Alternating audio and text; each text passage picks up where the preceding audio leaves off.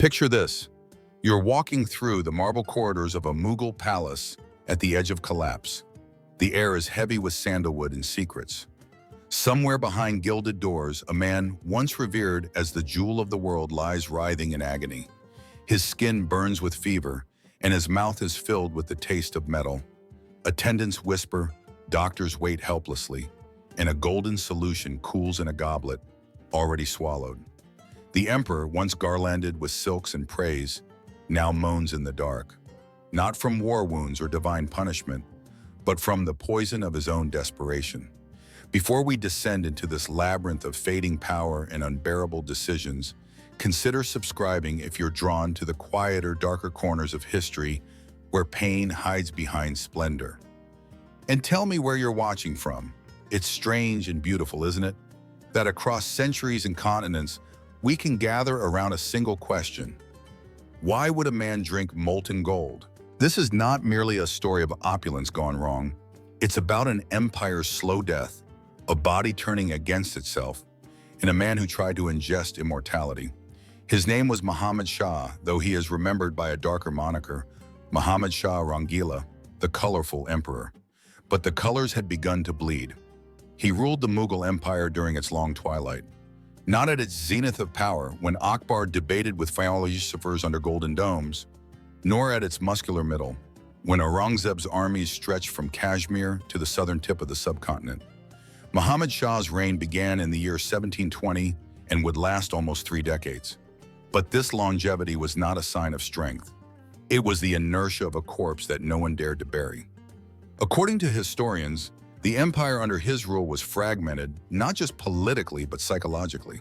Successive invasions by Persian and Afghan warlords, internal rebellions by Rajputs and Marathas, and the rot of administrative neglect hollowed out the body politic. Yet inside the Red Fort, court life continued as if nothing had changed. Courtiers composed odes to the emperor's fragrance. Eunuchs competed for influence. Elephants paraded through lotus-filled courtyards. It was a dream state, the lull before collapse. Muhammad Shah, for his part, was no tyrant. If anything, he was too gentle, too indulgent, too enchanted by aesthetics. He loved music so much that he restored court patronage to musicians long ignored by his more austere predecessors. He brought back wine, poetry, courtesans, and peacocks. He even personally composed ghazals under a pseudonym. But history is not kind to emperors who choose beauty over discipline. His reign became a parable of fatal distraction. The first antagonist was already at work by the time Muhammad Shah took the throne: the chronic fragility of the Mughal court itself. Power here was not stable or absolute. It was delicate, like enamel on a mirror, cracking under any pressure. Every day, the emperor had to navigate a network of factions: Persian nobles, Indian generals, Shia advisors, Sunni clerics, former rebels turned loyalists. Each wanted a piece of the slowly crumbling pan, and the emperor, preferring music to war, often gave it to them. He did not see, or chose not to see, what others had already sensed. The Mughal world was shrinking. Bengal was slipping away. The Deccan was already lost in practice, if not on parchment. And then, in a gesture so grand it almost felt mythical, Nadir Shah of Persia invaded. That moment, February of the year 1739, is when everything changed. It was winter when Nadir Shah crossed the Indus. His army, forged into the fires of Central Asia, moved like a scythe through the wheat fields of Punjab. He was not just a conqueror. He was a mirror held up to the failing empire. Where Muhammad Shah lingered over poetry, Nadir Shah wrote his history with iron. The Mughals, bloated with ceremony and rusted by complacency, were unprepared. They sent envoys, hoping for negotiation. They sent soldiers, hoping for delay. But Nadir Shah wanted neither tribute nor diplomacy. He wanted to take the capital itself, to walk through the famed Chandni Chowk as if it were his own garden. And he did. In March of that same year, he arrived in Delhi. Historians differ on what the emperor was doing when news reached him. Some say he was at prayer. Others say he was listening to a courtesan sing an old love song. In either case, the reaction was the same: disbelief laced with dread. No Persian army had marched so deep into India since the time of Tamerlane. This was not a raid, it was an autopsy. By the time Nadir Shah entered the Red Fort, Delhi was already crumbling under the weight of its own fear. The city held its breath. The streets were silent, doors were bolted, and whispers traveled faster than horses. The emperor, in silks and trembling dignity, met the invader in the Diwani Khas, the hall of private audience.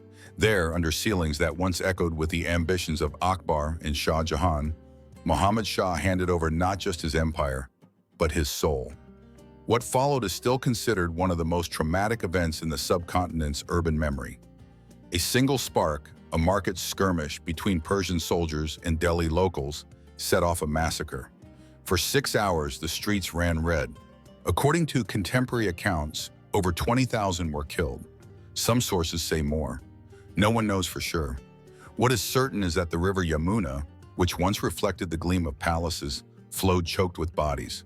The Peacock Throne was taken. So was the Koh-i-Noor diamond. Priceless manuscripts, textiles, armor, musical instruments, everything was looted. Delhi's treasures, once envied from Constantinople to Canton, were packed into wooden crates and strapped to the backs of horses. When Nadir Shah departed, he left behind silence and ash. And Muhammad Shah? He remained emperor in name. Nadir Shah had humiliated him, yes, but had not dethroned him. That, historians suggest, was part of the cruelty, to be left alive, still in charge, while knowing you were nothing. This was the second antagonist in his life. Not a man, but a feeling. Shame. From that moment on, the emperor was not the same. He retreated from court for days at a time. He stopped composing verses. His eyes, once described as full of mischief, now held only shadow. He began drinking more, often alone. Attendants noted that he avoided mirrors, as if afraid of what might be staring back. The court, sensing the shift, filled the silence with louder music, brighter silks, more aggressive games of courtly flattery. But no one believed it anymore, and still the empire continued. On paper, in ritual, in the tired rhythms of ceremony. Governors still sent tributes. Coins still bore his name. But in the margins of official documents, you can almost see the ink begin to fade. It was around this time that a rumor began to circulate. Quietly at first, among the harem staff, then among palace physicians, that the emperor, afflicted by age and humiliation, had developed an obsession with the idea of preserving himself. Not just spiritually, physically. He feared decay, he feared invisibility, he feared becoming forgotten. And that is when he began to drink gold. In the twilight of empires, superstition often replaces strategy. For Muhammad Shah, the years after Delhi's humiliation became a time of inward spiraling. He began consulting mystics instead of ministers. He sought omens in the patterns of incense smoke, and in hushed, candlelit rooms deep within the harem, he listened to alchemists. These were not the court astrologers of his youth, with their charts and careful deference. These were men from the edges of respectability, Persian exiles, Bengali ascetics, renegade yogis claiming secret knowledge from hidden texts.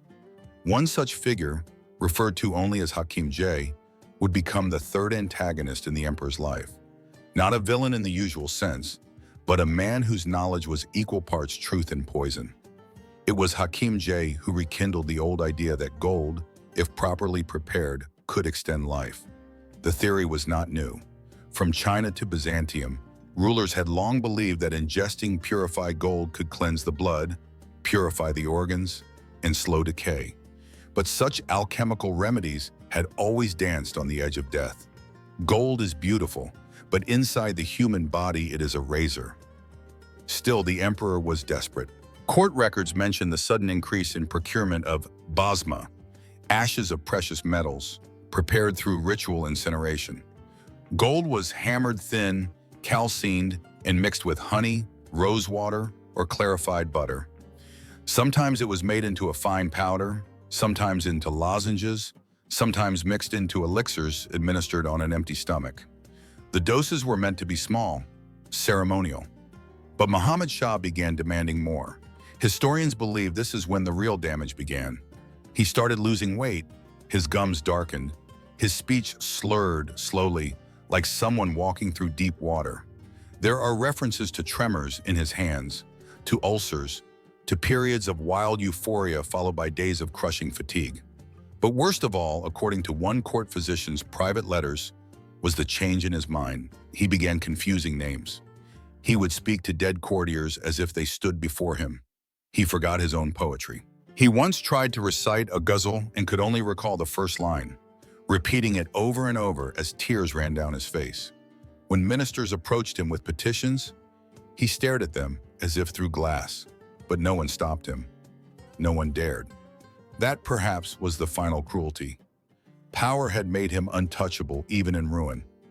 The same hierarchy that once served to magnify his glory now acted as a wall between him and rescue. Physicians lied to preserve their positions. Courtiers praised his appearance even as he decayed before them. Servants prepared the gold elixirs each morning, hands trembling, knowing what it was doing. This wasn't just an emperor poisoning himself, it was a system conspiring to let him.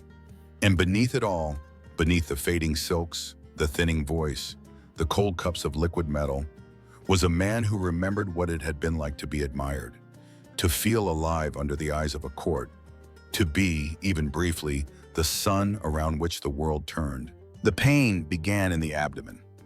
That's what the records say. A persistent, gnawing burn followed by vomiting, fever, disorientation. He insisted it was passing. He insisted on continuing his rituals. But by then, his attendants had begun to smell it. The strange, metallic breath, the faint scent of decay beneath his robes. The end had begun. In the final weeks, the palace no longer smelled of rosewater. The stench of sickness crept through marble halls like smoke. Those who served Muhammad Shah tried to mask it, burning sandalwood, strewing jasmine petals near his chambers. But the air itself had turned. Even silence became sharp. He was no longer able to sit for audiences. The once vivid robes, turquoise silks threaded with gold, hung loose from his frame. His fingers trembled, and his eyes, once lined in kohl, seemed to sink into his skull. He no longer recognized the musicians he had once loved, and when his favorite instrument was brought to him, he stared at it blankly, unsure whether to listen or to pray. There are no direct descriptions of his deathbed. The Mughal chroniclers, bound by decorum, chose euphemism. They speak of a wasting illness, a rare imbalance of humors, a decline brought on by celestial misalignment. But private accounts, letters from foreign envoys, scribbled memoranda from junior court physicians, suggest something more harrowing. According to one such note, the emperor screamed in his final days, not continuously, but often enough that servants took turns guarding his door, rotating every hour. He could not keep food down. His stools turned black. His breath rattled, and worst of all, he began to hallucinate. He spoke of gold rising in his throat like a serpent. He whispered of his own reflection melting in mirrors. He accused his attendants of poisoning him, then begged them for more of the same draft. This was no symbolic decline. This was organ failure, metal toxicity, delusion.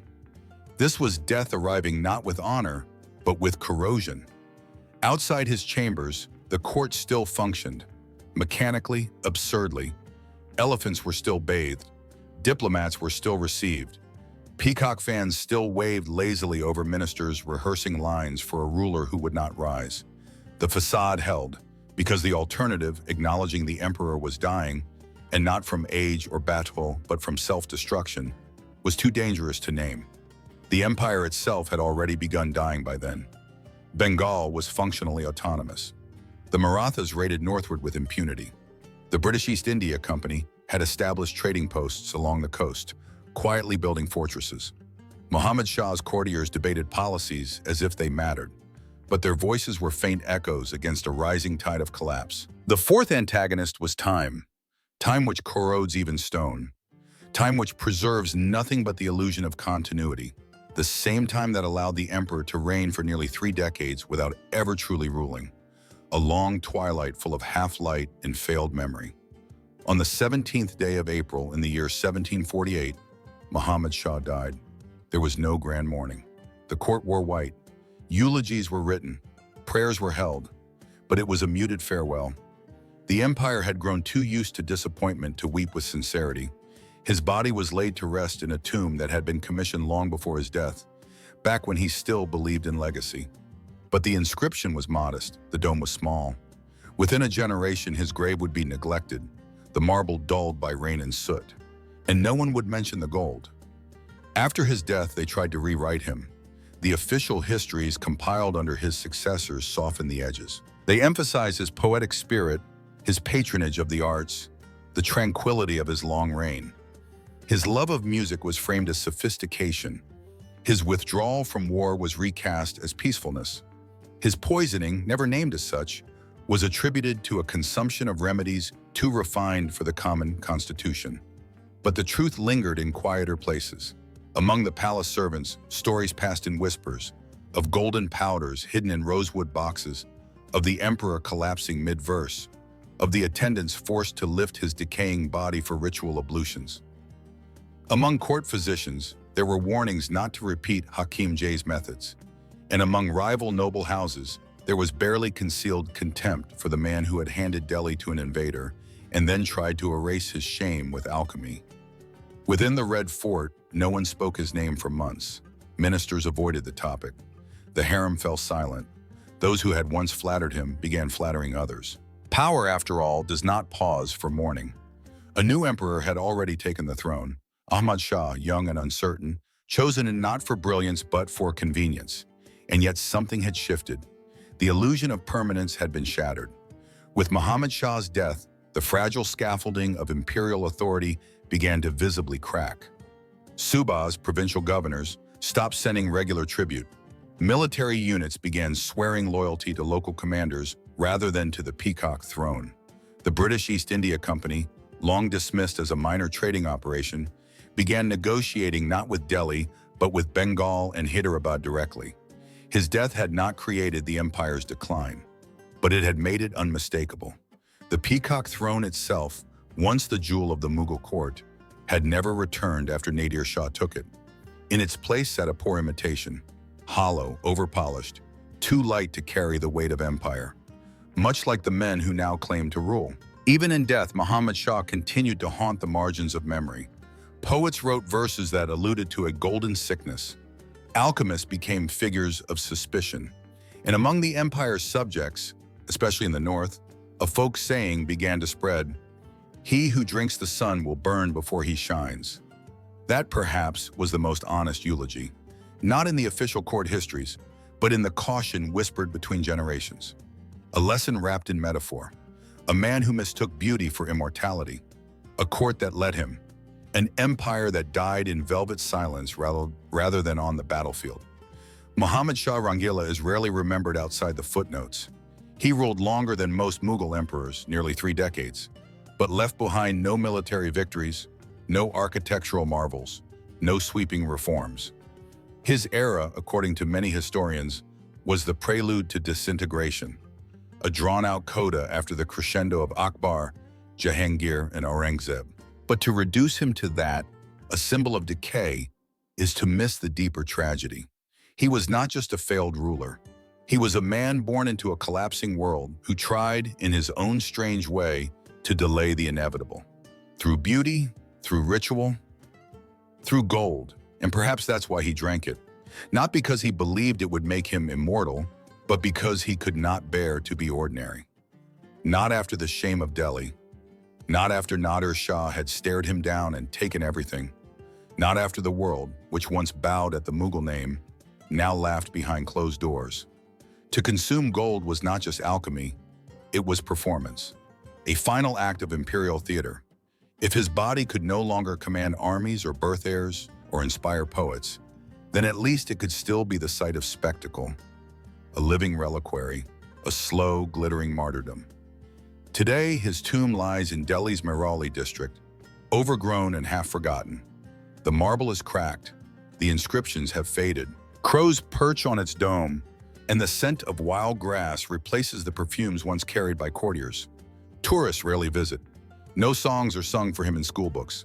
His poetry is lost, but somewhere in the dust of history, his story endures, not as a warning, but as a mirror. Because all empires rot from within long before they fall from without.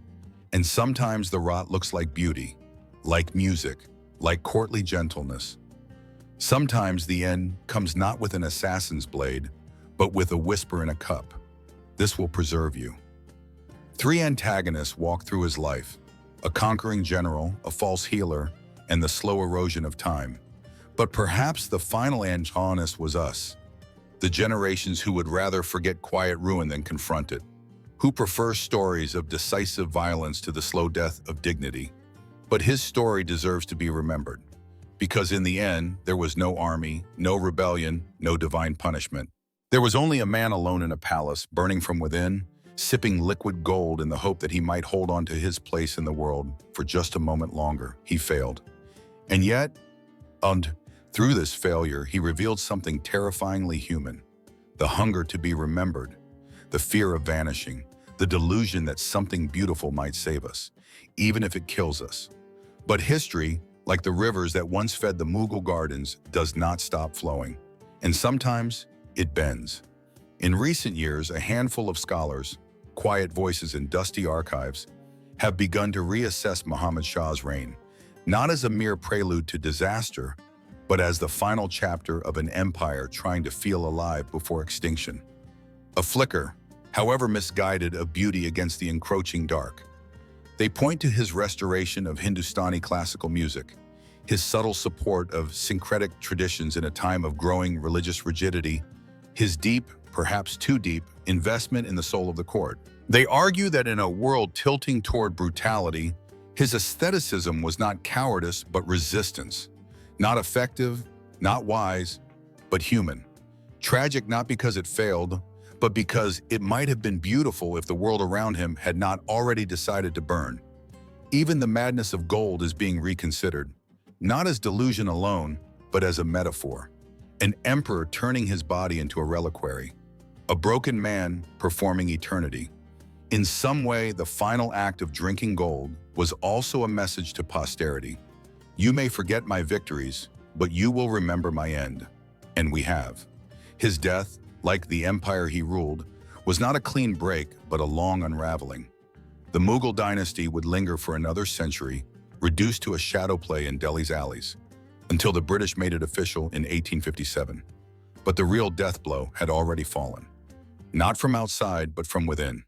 And Muhammad Shah Rangila, for all his failures, embodied that internal erosion with devastating clarity. He did not die a martyr, he died a mirror. And if we still speak his name today, in essays and whispers and videos like this, it is because his fall was not merely a cautionary tale. It was a confession, a soft, terrible recognition that sometimes we are not ruined by enemies, but by our need to be adored. That we do not collapse from violence, but from the silent, gilded choices that eat us from the inside. So let his story remain, not as warning, not as judgment, but as witness. Thank you for staying with this story. If it moved you, share it, so that these quieter corners of history are not erased. And let me know where you are listening from. Somewhere, centuries later, we're still connected, still trying to understand how empires die and what they leave behind.